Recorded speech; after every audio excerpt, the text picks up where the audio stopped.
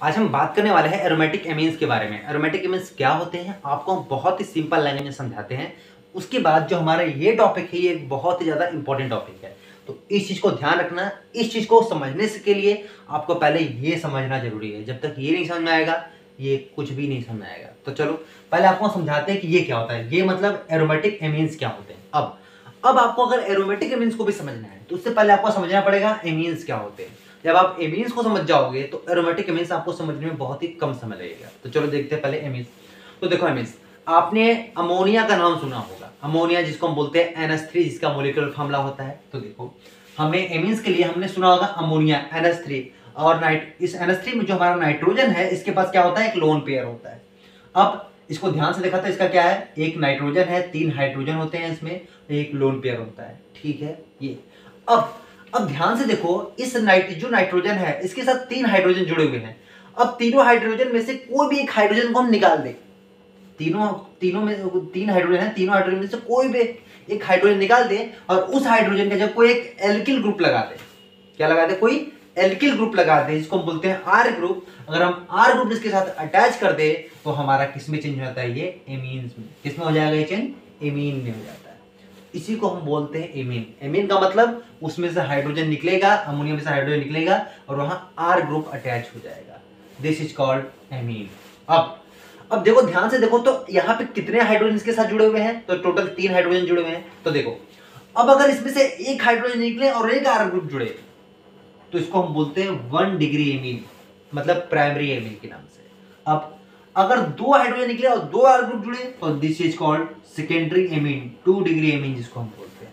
और तीसरा नाम है, अगर 3 R ग्रुप हमारा जुड़ जाए, इसके साथ हमारा 3 R ग्रुप जुड़ जाए, मतलब तीनों हाइड्रोजन निकले और 3 R ग्रुप जुड़ जाए, दिस इज 3 डिग्री एमीन हमारा। तो आपको एमीन समझ में आ गया कि एमीन क्या होते हैं और उसके टाइप क्या होते हैं। अब आपने अगर एमीन को समझ लिया तो आपको समझाते हैं एरोमेटिक एमीन्स क्या होते हैं।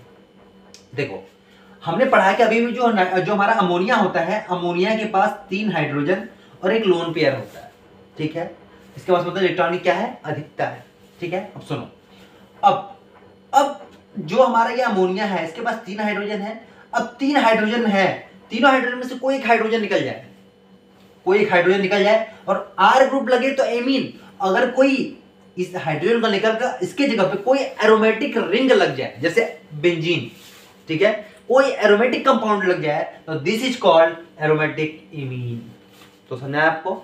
एरोमेटिक एमीन का मतलब जो अमोनिया होगा उस अमोनिया में से एक हाइड्रोजन निकलेगा और वहां पे क्या कोई जुड़ जाएगा, कोई एरोमेटिक रिंग जुड़ जाएगा, this is called aromatic amine.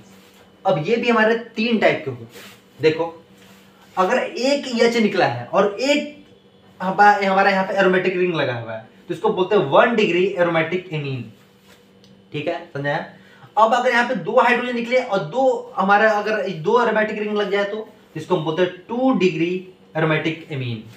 और अगर हमारे तीनों हाइड्रोजन निकले और 3 ठो जुड़ जाए aromatic ring, this is called 3 degree aromatic amine. इसको मैंने लिखा नहीं है, आप समझ सकते हो, काफी आसान है। ठीक है, आपको समझ में आ गया एरोमेटिक एमीन्स क्या होता है। एरोमेटिक एमीन्स का मतलब वो जो हमारा अमोनिया है, अमोनिया में से हाइड्रोजन निकलेगा और वहां पे क्या जुड़ जाएगा, एरोमेटिक रिंग जुड़ जाएगा। तो ये होता है हमारा क्या होता है एरोमेटिक एमीन्स। अब आपको एरोमेटिक समझना है, एरोमेटिक एमीन समझना है। अब हम जानते हैं ये वाली टॉपिक जिसका नाम है बेसिसिटी ऑफ एरोमेटिक एमीन्स। इसका पहले मतलब क्या हुआ, तो देखो इसका मतलब ये कि जो हमारा ये एमीन्स था और ये जो हमारा एरोमेटिक एमीन्स था, ये एक एमीन्स था और ये हमारा एरोमेटिक एमीन्स था, इसमें से कौन ज्यादा स्टेबल होती, सॉरी किसकी बेसिसिटी ज्यादा होती है। ठीक है, समझा आपको। मतलब कि एमीन्स ज्यादा बेसिक नेचर के होते हैं कि ये ज्यादा बेसिक नेचर के होते हैं, एरोमेटिक एमीन ज्यादा नेचर के होते हैं।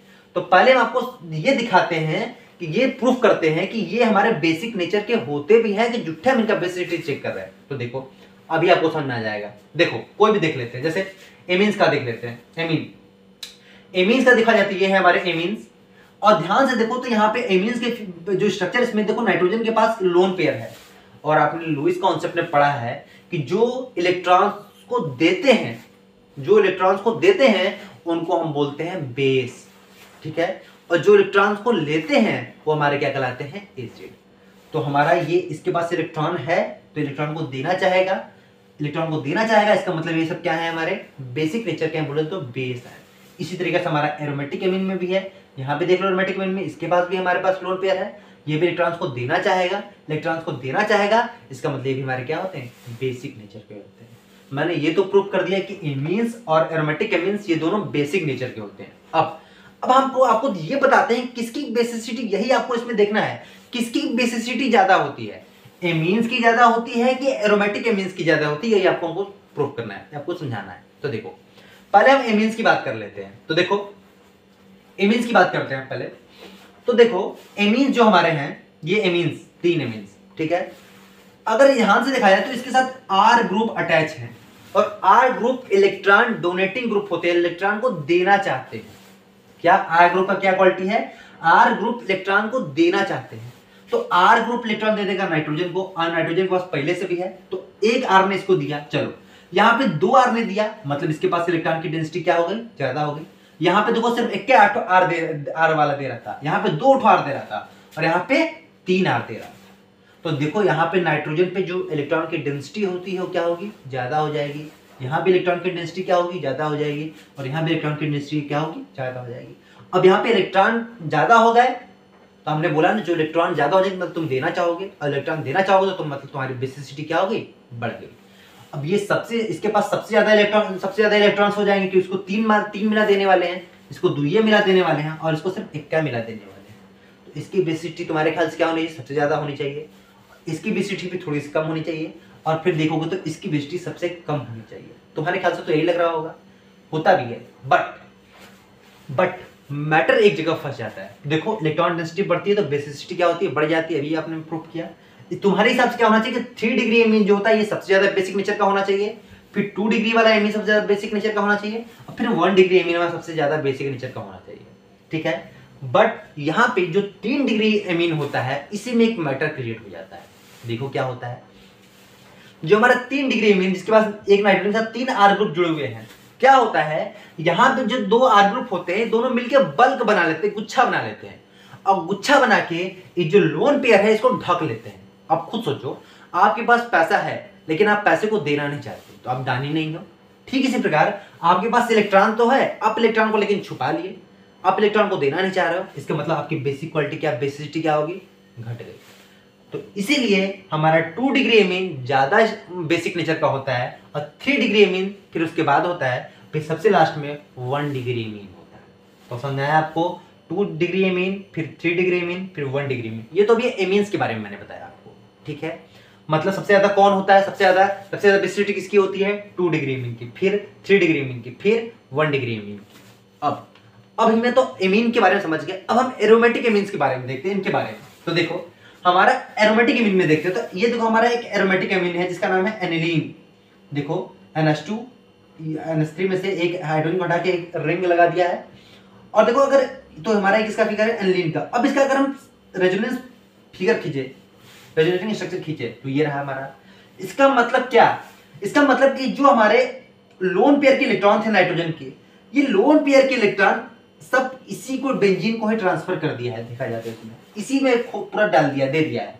इसका मतलब क्या, इसका मतलब ये कि आपके पास पैसा तो है, अब पैसा लेकिन आप अपने ही ऊपर खर्च कर रहे हो, आप पैसा किसी को दे नहीं रहे हो, आप पैसा अपने ही ऊपर खर्च कर रहे हो, इसका मतलब आप दानी नहीं, ठीक है। वही चीज यहाँ भी है, आपके पास है तो आपके पास electron, lone pair of electron जो इलेक्ट्रॉन होते हैं वो है, लेकिन आप इलेक्ट्रॉन अपने ही में कुछ खर्चा कर दे रहे हो, किसी को दे नहीं रहे हो, इसका मतलब आपकी बेसिसिटी क्वालिटी क्या होगी, खड़ी जाएगी। इसीलिए एरोमेटिक एमीन्स जो होते हैं वो ज्यादा बेसिक नेचर के होते हैं, और एमीन्स जो होते हैं वो हमारे ज्यादा बेसिक नेचर के होते हैं, और जो एरोमेटिक एमीन होते हैं वो हमारे कम बेसिक नेचर के होते हैं। तो देख लो यहाँ पे हो गया, amines are more basic as compare to aromatic amines. तो मैंने आपको बताया ना इस चीज का क्या मतलब था, इस चीज का मतलब ये कि एमीन्स ज्यादा बेसिक नेचर के होते हैं कि एरोमेटिक एमीन्स ज्यादा बेसिक नेचर के होते हैं। तो मैंने यहाँ पे प्रूव भी कर दिया। तो ध्यान से देखो, तो एमीन्स हमारे ज्यादा बेसिक नेचर के होते हैं, और एरोमेटिक एमीन्स हमारे कम बेसिक नेचर के होते हैं। तो काफी आसान टॉपिक है, आपको बहुत आसानी से समझ में आया, ठीक है। अब इसके बाद आपको हम आने वाले वीडियो में फिर एक नया टॉपिक देंगे, effect on substituents on aromatic amines. क्या इफेक्ट पड़ेगा जब उसके ऊपर कोई एक दूसरा मिला के उसके साथ जुड़ जाए, तो क्या इफेक्ट पड़ता है आपको हम आने वाली वीडियो में समझा देंगे। चलो, आई थिंक आपको ये काफ़ी आसानी से समझ में आ गया। इस चीज़ को मैं ऑलरेडी लिख लेता हूँ ताकि फिगर बनाने में आपको ज़्यादा टाइम ना लगे। आपको सीधे मैं दिखा दूँ, आपको बहुत आसानी से कम समय में समझ में आ जाए। चलो, मिलते हैं आपसे नेक्स्ट वीडियो में, तब तक के लिए जय हिंद।